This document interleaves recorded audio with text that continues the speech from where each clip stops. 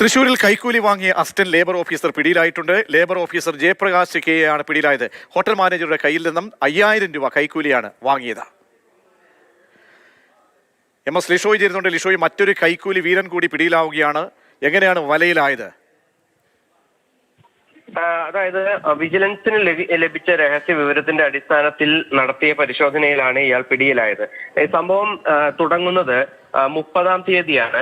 Chavakkad assistant labour officer grade 2 ആയി ജോലി ചെയ്തു വരുന്ന ജയപ്രകാശ് കെ എ എന്ന് പറയുന്ന വ്യക്തി, അദ്ദേഹം ഗുരുവായൂരിലുള്ള ഹോട്ടലുകളിൽ പരിശോധനയ്ക്ക് വരികയും താൽക്കാലിക ജീവനക്കാരുടെ എണ്ണം അവിടെ കൂടുതലാണെന്നും നടപടിയെടുക്കണം എന്നും പറയുകയും ചെയ്തു. നടപടി എടുക്കാതിരിക്കുന്നതിന് വേണ്ടി ഈ ഓഫീസിലേക്ക്, ലേബർ ഓഫീസിലേക്ക് വരാൻ ആവശ്യപ്പെടുകയും ഓഫീസിൽ ചെന്ന റെസ്റ്റോറന്റ് മാനേജരോട് 5000 രൂപ കൈക്കൂലി ആവശ്യപ്പെടുകയും ചെയ്തു.